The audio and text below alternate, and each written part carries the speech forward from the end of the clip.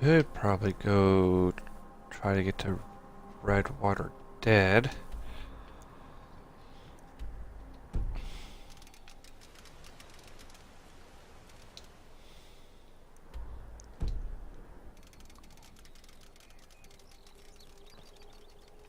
That would be great. Oh, I also need a snack.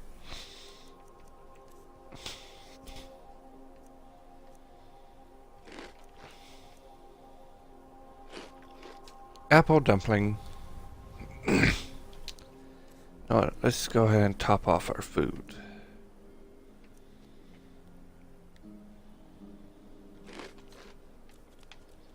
There we go.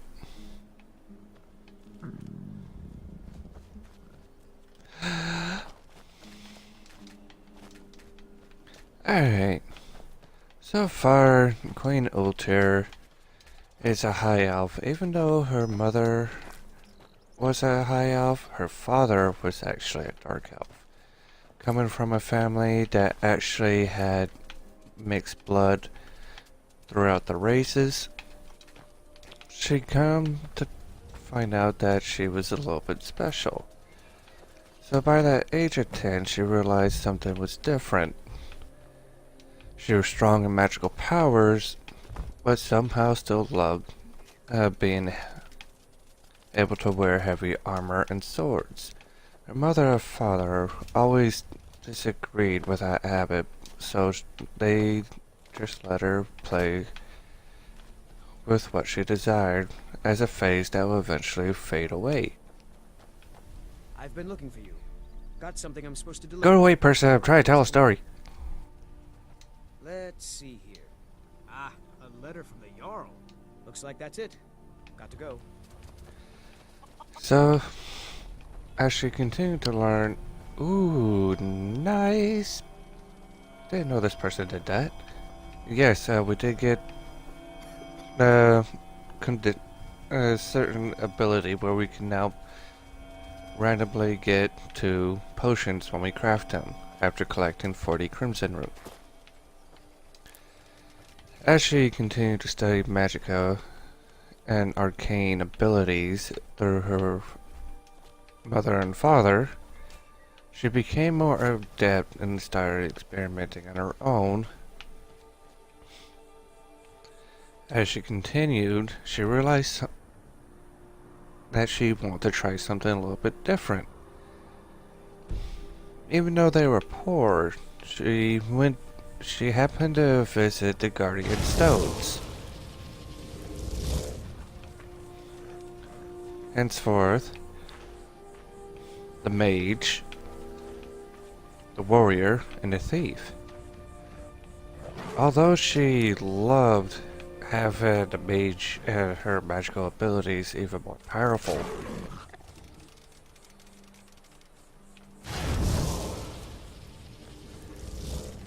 she was very curious on what would happen if she actually tried to touch the warrior stone. She knew that she was only able to carry 1, but for her seemed unraveled in a mystery that she cannot answer just yet. As she reaches for the warrior stone, she collects. And after receiving the blessing of as the warrior, she realized she still had the blessing of the mage, making her the first person to able to hold more than 1 stone. She goes back to her parents with excitement to tell them how special she is after being able to hold 2 different stones. They were amazed at her arcane abilities to overrule such law of nature. As amazed as they are, they continue to actually get a tutor to train her as a warrior and still teach her to be an arcane master. As her studies grow, her popularity started to reach across Skyrim. A poor orphan child living whenever she should be more royalty. She started to let the royalties get to her head, till one day she was kidnapped from her parents. Unable to see them again, she was locked away with strangers in a deep dark area that she had no idea about. Over time, the kidnappers end up making mistakes and getting taken out by the Dwarven. As she stayed there since she was 13 or 14 years old, unable to remember what exact year, she started learning more about the Dwarven. As fascinated as they were the most skilled in the arcane in all their practices. So as she continued to study,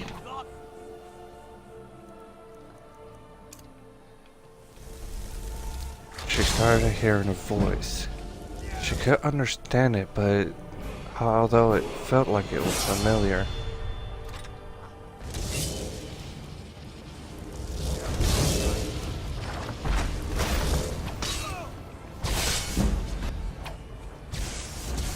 The voice finally was able to teach her and clear her thoughts.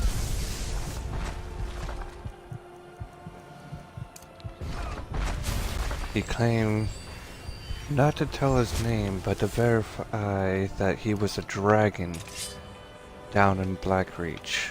Unable to be any assistance in person, he was able to teach her more about Skyrim and how it used to be.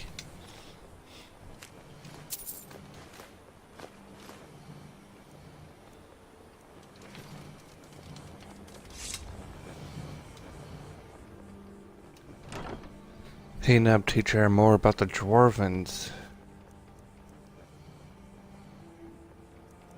how and special abilities that they were able to do. So he was locked away, unable to rampage.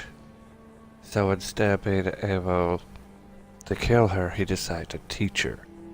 To one day be able to release him and have a fight of their own. As much of her curiosity was, she blindly accepted, not caring if they had to fight or not. So, as the years went by, she came across this weird looking chest that seemed very amusing. Come to find out, it was one of the Dwarven's abilities.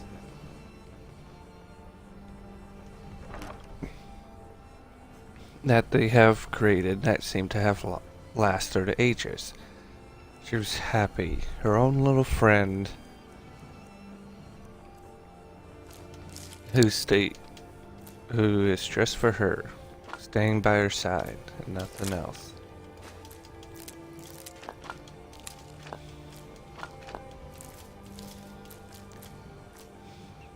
Then she realized, why not be the most powerful person and be a god herself?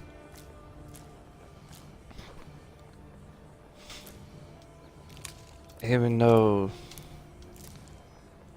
she half-heartedly told the dragon that she was actually gonna be queen one day, the dragon always ended up calling her Queen Ultir.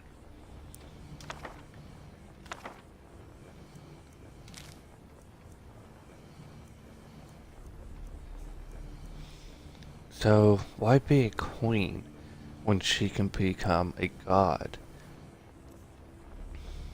Too overconfident in her abilities and holding all the standing stones, she makes an attempt to actually ascend to become a god herself.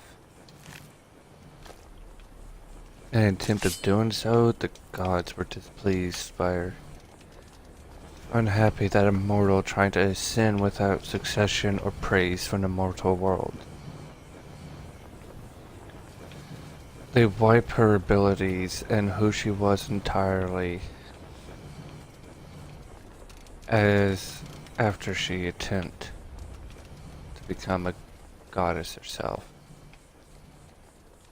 And they threw her back down into the mortal realm, leaving with hatred and displease of becoming an entity for those of the mortals. So in deciding of not to do anything for the gods or goddesses of the realms besides her own advantage, she decided to become something more powerful and a true immortal upon the mortal plane. A lich. A lich that could be a queen across the lands forever, keeping Skyrim the way it needs to be with arcane and warriors.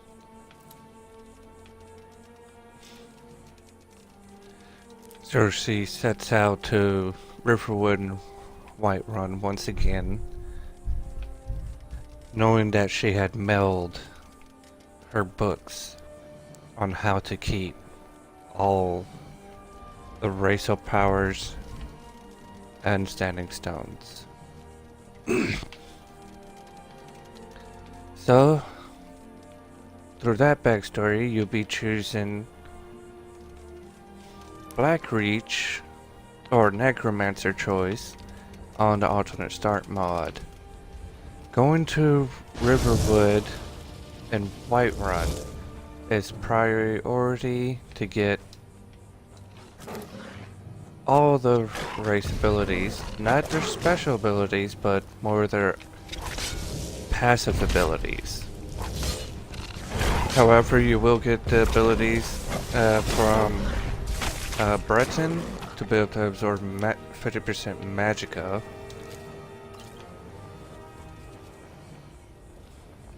And the second passive ability from our Guardians to be able to breathe underwater.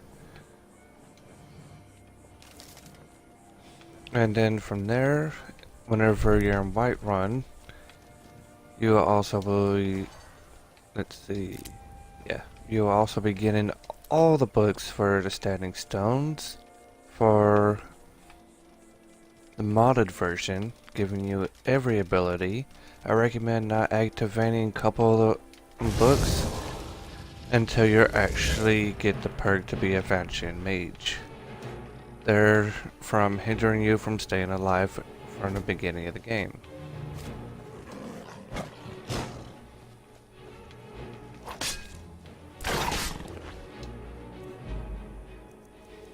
After that, you'll be sent out on your own.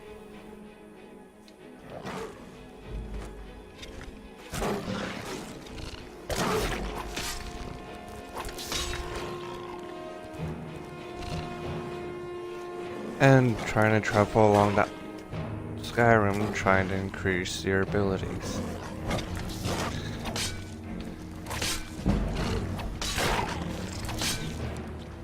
Remember that you're not going to be living in towns because you think yourself as too royal to be able to take care for that place. So you'll be living among the land until you can actually build your own place. Until you complete the game and actually do the quest, becoming High King. Or in this case, High Queen.